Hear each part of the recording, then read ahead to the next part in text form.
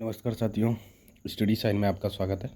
आज हम करेंगे कृषि एवं पर्यावरण जैव विविधता पे करंट अफेयर। ठीक है, ये जो रहने वाली है आपकी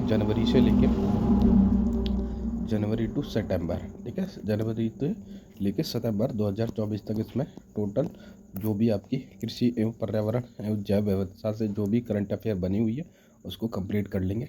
ठीक है, तो शुरुआत करते हैं।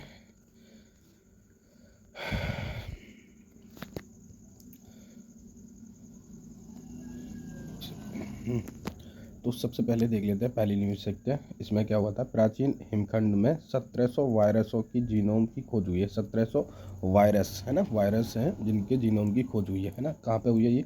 संयुक्त राज्य अमेरिका के वैज्ञानिकों ने 3 सितंबर 2024 को तिब्बती पठार पर, कहाँ पर? तिब्बत के पठार पर गुलिया ग्लेशियर में, कौन सा ग्लेशियर है? गुलिया ग्लेशियर में बर्फ के नमूनों में 1700 से अधिक प्राचीन वायरस की खोज की है। इनमें से कुछ वायरस कितने हैं? 40,000 वर्ष से भी अधिक पुराने हैं। ठीक है, तो यहाँ से क्या क्वेश्चन बनेगा? यहाँ से क्वेश्चन बनने की संभावना क्या है?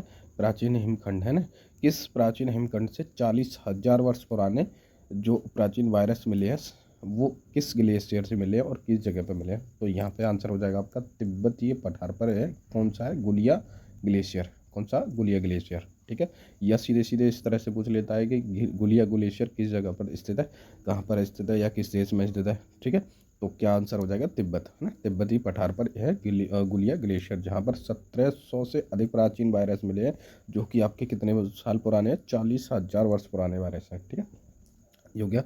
अब दूसरी न्यूज़ देख लेते हैं। दूसरा आ जाता है आपका प्रमुख नदी घाटियों में जल सुरक्षा जोखिम, है ना। जो प्रमुख नदी घाटियाँ उनमें जल की जो सुरक्षा है उसमें जोखिम देखने को मिल रहे हैं। जैसे नेचर वाटर में 3 सितंबर 2024 को प्रकाशित एक अध्ययन में 4 प्रमुख नदी घाटियाँ, है ना, 4 प्रमुख नदी घाटियाँ हैं जिनमें गंगा है, सिंधु, ब्रह्मपुत्र और कांगो। ठीक है, इनमें जल सुरक्षा के गंभीर चिंताएं जताई गई हैं। मतलब कि इनमें जो जल है उसमें कमी देखने को मिल रही है, जिसकी वजह से चिंता का माहौल है।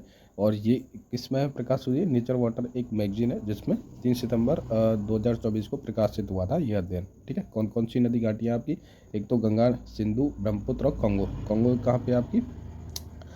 अफ्रीका महाद्वीप में। ठीक है, रिपोर्ट में बताया खराब प्रशासन और पर्यावरण प्रबंधन इन क्षेत्रों में उपलब्ध के लिए प्रमुख जोखिम है। ठीक है, ये उन्होंने बताई थी। और अध्ययन में वर्षा शेड की अवधारणा प्रस्तुत की गई है जो कि इस बात की जांच करती है कि बारिश बनने से पहले हवा में नमी कहाँ से उत्पन्न होती है। ठीक है, तो एक जो शब्द आता है आपका वाटर शेड। वाटर शेड का मतलब क्या होता है? वर्षा शेड, है ना। वर्षा शेड का मतलब होता है कि जैसे अवधारणा प्रस्तुत की गई है, जैसे कि इस बात की जांच हुई है कि जैसे बारिश बनने से पहले, है ना, बारिश होने के लिए बादल, घने बादल होते हैं ना, उससे घने बादल होने से पहले ही हवा में क्या देखने को मिलती है आपको? नमी देखने को मिलती है। ठीक है, इसको वर्षा शेड के रूप से जाना जाता है। फिर आता है आपका नेक्स्ट, दुर्लभ अनॉक्स, है ना, दुर्लभ अनॉक्स चोंच वाली व्हेल की खोज हुई है। कैसी? दुर्लभ एक अलग अलग प्रकार की अनॉक्स चोंच वाली व्हेल की खोज हुई है। ठीक है, शोधकर्ता कौन है? 2 सितंबर 2024 को इसकी खोज की। कहाँ पे हुई है? अंटार्कटिका के तट पर। ठीक है, अनॉक्स चोंच वाली व्हेल की एक महत्वपूर्ण खोज की है जो 2 दशकों से पहले ही बार देखी गई है। 2 दशकों में पहली बार देखी गई है ये वाली व्हेल को वेडेल सागर में, है ना, कौन सा? वेडेल सागर में 2022 के सर्वेक्षण के दौरान देखा गया था।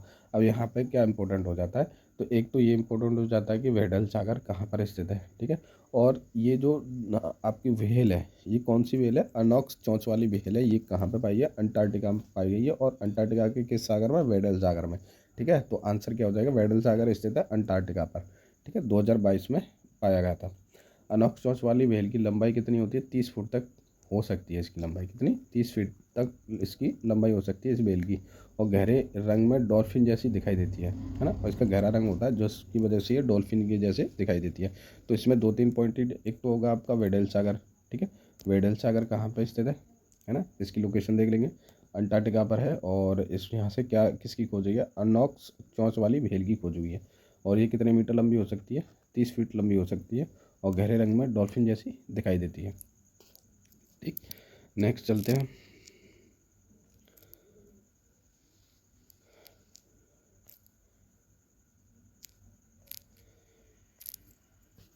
अब आ लाते हैं यहाँ कृषि अवसंरचना कोष। इसमें इम्पोर्टेंट लिया गया है जो एग्जाम के पॉइंट ऑफ व्यू से लग सकता है कि आ सकता है क्वेश्चन, ठीक है। 99% चांसेस है आने के, वहीं से हमने इसको पॉइंट आउट कर रखा है। जैसे कृषि और अवसंरचना कोष को स्वीकृति मिल गई, ठीक है, किसकी? केंद्रीय मंत्रिमंडल की और किसकी? प्रधानमंत्री की अध्यक्षता वाली केंद्रीय मंत्रिमंडल ने 28 अगस्त 2024 को कृषि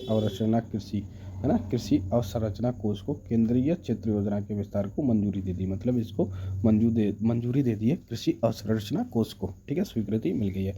और ये शुरुआत कब हुई थी? इसमें 1 लाख करोड़ से 1 लाख करोड़ के कोष के साथ इसकी 2020 में इसकी शुरुआत हुई थी, स्थापना हुई थी कृषि अवसंरचना कोष की, है ना। इसमें व्यापक वित्तीय सहायता प्रदान करता है कृषकों को, ठीक है। वैसे मैं बस इसकी डेट याद रखनी है कब इसको स्वीकृति मिली थी, 28 अगस्त 2024 को। शुरुआत कब हुई थी इसकी? 2020 से, बस। अब आता है नेक्स्ट अबांगड़, है ना। अबांगड़ नागपुर में नई वनस्पति प्रजाति की खोज हुई है। कौन सी? अबांगड़ है। अबांगड़ नागपुर में नई वनस्पति प्रजाति की खोज हुई है, ठीक है। तो ये कहाँ पर स्थित है?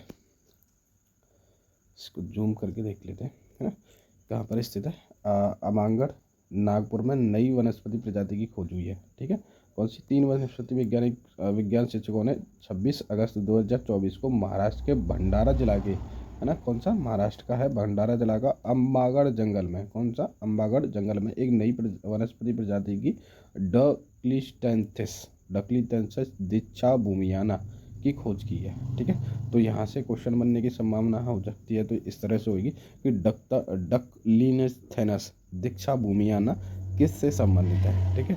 तो यहाँ 4 ऑप्शन दे देंगे, तो इसमें ऑप्शन होगा आपका वनस्पति प्रजाति, ठीक है। तो राइट आंसर क्या हो जाएगा? वनस्पति प्रजाति है, जो कि अमागढ़ महाराष्ट्र में खोजी गई है, ठीक है। ये हो गया आपका। फिर देख लेते हैं आगे सभी, है ना। यह पौधा क्लिस्टोंथेनस वंश का है, एक नया सदस्य है जो संपूर्ण विश्व में ज्ञात 135वीं प्रजाति बन गया है। कौन सा? 135वीं प्रजाति बन गया है। इस पौधे का स्थानीय रूप से इसको गराडी कहते हैं, है ना। स्थानीय रूप में इसको क्या कहते हैं? गराडी कहा जाता है। यह इसमें लाल फल होता है। लाल फल शाखाएं जैसी अनूठी विशेषताएं पाई गई हैं, हरे भरे बेरे के फलों और स्थानीय गराडी प्रजाति से अलग करती है, ठीक है। इसको याद रखना है बस। फिर इसमें देख लेते हैं। जैसे अब तक भारत में पहचानी गई 9वीं क्लिंथेनस डब प्रजाति है, जो छठी स्थानिक प्रजाति के रूप में देखी गई है, ठीक है। फिर आता है आपका नेक्स्ट न्यूज आती है भारत, है ना। भारत हॉर्सू केकड़ों को करेगा टैग। कैसे? हॉर्सू केकड़ों को करेगा टैग करेगा, ठीक है। इसमें भारतीय प्राणी सर्वेक्षण जेडएसआई और उड़ीसा वन विभाग ने 21 अगस्त 2024 को उड़ीसा तट पर हॉर्सू केकड़ों की टैग करने के लिए एक परियोजना शुरू की गई है, ठीक है। तो ये केकड़े कहाँ पाए जाते हैं? आपके उड़ीसा तट पर। यह पहल इन प्राचीन जीवों जिनकी संख्या घट रही के संरक्षण के लिए भारत का एक पहला प्रयास है। हॉर्सू केकड़े दवा के लिए महत्वपूर्ण है क्योंकि इनके रक्त का उपयोग चिकित्सा उत्पादों की सुरक्षा की जांच के लिए किया जाता है।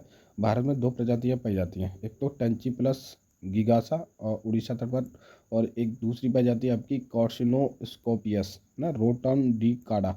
ये पाई जाती है आपकी पश्चिम बंगाल के सुंदर वन में, ठीक है। तो इन दोनों को याद रखना है कि जैसे टंची प्लस गिगासा आएगी तो उड़ीसा के तट पर, और कार्सिनोस्कोपियस रोंडोटिडा आएगा तो पश्चिम बंगाल के सुंदरबन में, ठीक है। ये यहाँ पर कन्फ्यूजन कर सकता है क्योंकि मिलान में दे सकता है सवाल। दोनों वन्य जीव संरक्षण अधिनियम 1972 के अंतर्गत संरक्षण है। ये दोनों जो है केकड़े हैं जो कि आपके 1972 के अंतर्गत संरक्षण किए गए हैं, ठीक है। फिर आता है आपका ये वाला पादप जीनोम संपादन के लिए लघु क्रिस्पर उपकरण विकसित किए हैं। जैसे क्रिस्पर 9 है ना, क्रिस्पर 9 जहाँ पर क्या करते हैं आपके आनुवंशिक गुणों को चेंज करने की, है ना। तो इसमें भी किया गया है जैसे क्रिस्पर 9 प्रौद्योगिकी सटीक आनुवंशिक संसाधनों के माध्यम से फसल के लचीलेपन में सुधार करके कृषि को बढ़ावा दे रही है। मतलब कि इसमें जैसे कोई बीज है ना, उसमें क्या करते हैं ये आनुवंशिक चेंज कर देते हैं, जैसे डीएनए में चेंज करना, जैसे क्रिस्पर 9 है ना, और क्रिस्पर 12 है। तो इनमें क्या है जीनोम में परिवर्तन कर देते हैं जिससे कि उसका प्रभाव अलग तरीके से डिफरेंट हो जाता है, ठीक। फिर आता है आपका नेक्स्ट नई आर्किडिक प्रजाति की खोज हुई है। नई आर्किडिक प्रजाति आपकी गैस्ट्रोडिया इंडिका की को 17 अगस्त 2024 को फैम्बोगोन लियोन वन्यजीव अभ्यारण्य सिक्किम में हुआ है ना। और भारत में वनस्पति शास्त्री मधुसूदन खनाल ने की है। ठीक है, तो यहाँ से हमारे लिए क्या इम्पोर्टेंट है, यहाँ से इम्पोर्टेंट हो जाएगा आपका आर्किडिक प्रजाति की खोज हुई। ठीक है, नई आर्किड प्रजाति की खोज हुई है, उसका नाम क्या है, गैस्ट्रोडिया इंडिका। क्या है, गैस्ट्रोडिया इंडिका है। 17 अगस्त 2024 को इसकी खोज हुई थी। और फैम्बोंग लियो है ना, फैम्बोंग लियो वन्यजीव अभ्यारण्य जो कि सिक्किम में है। ठीक है, फैम्बोंग लियो वन्यजीव अभ्यारण्य सिक्किम में है। और भारतीय वनस्पति शास्त्री मधुसूदन खनाल ने इसकी खोज करी है। ठीक, और ये फिर देख लें 1950 से और 2100 मीटर की ऊंचाई पर पाया जाने वाला यह होलोमाइकोट्रॉफिक पौधा पोषक तत्वों के लिए पूरी तरह से कवक पर निर्भर करता है। ठीक है,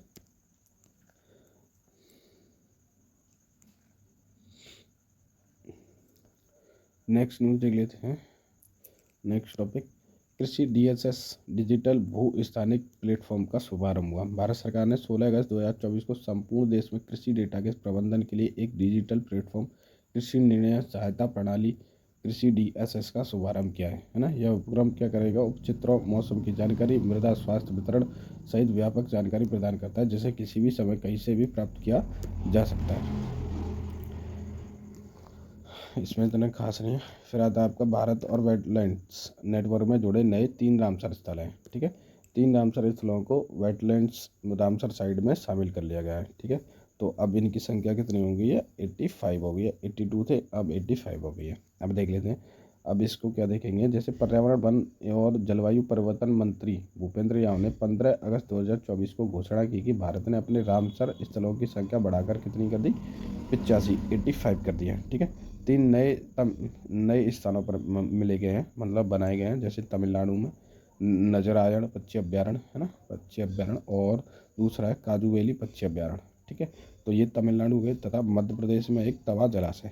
ठीक, तो ये भी आपको देखने को मिल सकता है कि जैसे नजरायण पक्षी अभ्यारण्य और कांजू वैली पक्षी अभ्यारण्य दोनों कहाँ पड़ते हैं, आपके तमिलनाडु में पड़ता है, और मध्य प्रदेश में तवा जलाशय। तो ये इम्पोर्टेंट है, ये आपको याद रखना ही रखना है। ठीक है, ये आ ही सकता है, 99% चांस है इसके आने के।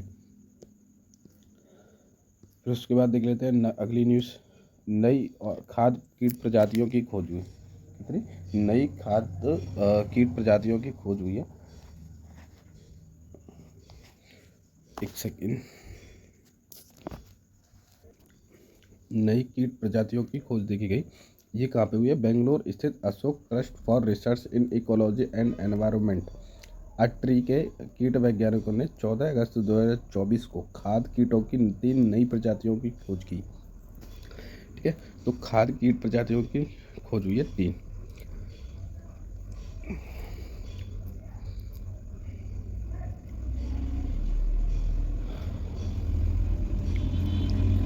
इसमें देख लेते हैं, इस शोध में 500 से अधिक खाद्य कीट, कितने 500 से अधिक खाद्य कीट प्रजातियों को सूचीबद्ध किया गया है, तथा इन कीटों को सांस्कृतिक पोषण मूल्य पर बल दिया गया है। ठीक है, फिर आता है नेक्स्ट न्यूज़ देख लेते हैं। जैसे नीलकुरंजी IUCN की red list of threatened speech में शामिल हो गई है ना। नीलकुरंजी जो है आपके, ये जो पेड़ है 12 साल में बाद ये खिलता है नीलकुरंजी।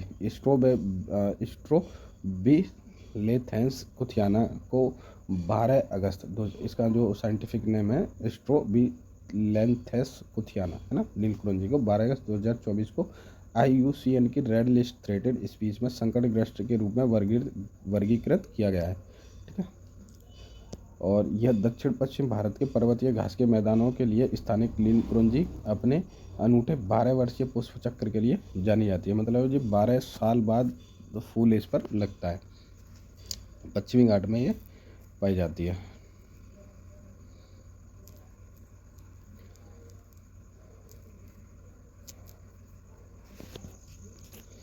ठीक है, फिर अभी देख लेते हैं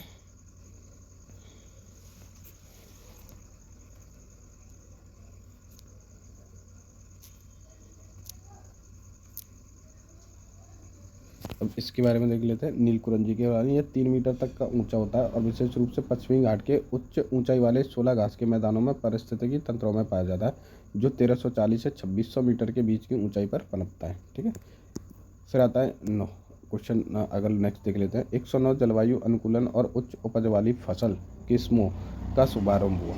ठीक है, तो ये भारतीय कृषि अनुसंधान संस्थान नई दिल्ली में 109 उच्च उपज वाली देने वाली जलवायु अनुकूलन व जैव सशक्त फसलों किस्मों का शुभारंभ किया गया। इसमें 61 फसलें शामिल हैं। ठीक है, जिनमें से बाजरा, तिलहन, दालें, फल, सब्जियां और औषधि फसलें शामिल रहेंगी। अगला प्रश्न देख लेते हैं। नई वनस्पति प्रजातियों की खोज हुई है। ठीक है, जैसे नए फूल वाले पौधे सेरोपेगिया, ठीक है, सिबराइना, सेरोपोगिया सिबराइना की खोज 8 अगस्त 2024 को कोल्हापुर के विशालगढ़ क्षेत्र में हुआ है। ठीक है, ये क्वेश्चन पूछ लिया है एक बार, किसी एग्जाम में आया हुआ है। फाइटोटेक्सा पत्रिका में प्रकाशित एक खोजशिला विशालगढ़ किले की जैव विविधता पर प्रकाश डालती है। तो नई वनस्पति प्रजाति कहाँ को हुई है, तो इसका नाम क्या है, सेरोपेगिया सिबराइना की खोज हुई है, जो कोल्हापुर के विशालगढ़ क्षेत्र में है। ठीक है, और कोलागढ़ कहाँ पे पड़ता है, आपका महाराष्ट्र क्षेत्र में। फिर देख लेते हैं। जैसे लंग फिश में सबसे बड़े, है ना, लंग फिश में सबसे बड़े पशु जीनोम पर अध्ययन हुआ है। ये कहाँ है, दक्षिण अमेरिका में लंग फिश लेपिसोडियन पैराडॉक्सा, जिसे जीवित जीवाश्म के रूप में जाना जाता है, ने 20 अगस्त 2024 को किसी भी जानवर का सबसे बड़े ज्ञात जीनोम होने के कारण ध्यान आकर्षित किया। यह मानव जीनोम से लगभग 30 गुना बड़ा है। ठीक है, लंग फिश का जीनोम क्या है, जिसमें 19 से 18 गुणसूत्र संपूर्ण मानव जीनोम से बड़े होते हैं। मुख्यतः दोहरावपूर्ण डीएनए से बना है। इसे आनुवंशिक पदार्थ का लगभग 90% है।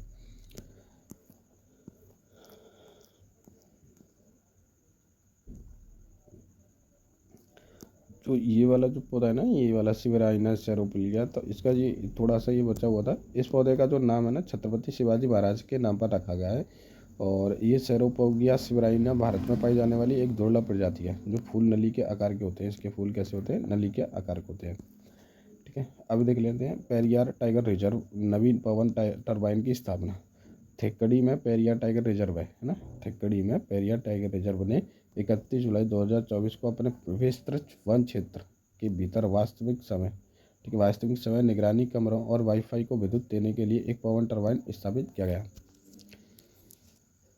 ठीक है, इसमें बस इतना याद रखना है, जो पेरियार टाइगर रिजर्व है ना, उसमें नवीन टरबाइनों की स्थापना की जा रही है बस। अब इसको देख लें तो भारत के केरल में स्थित पेरियार टाइगर रिजर्व 925 वर्ग किलोमीटर फैला हुआ है। तो अगर पेरियार टाइगर रिजर्व की बात करें तो ये शाम को आ जाएगा 925 वर्ग किलोमीटर में फैला हुआ है। ठीक है,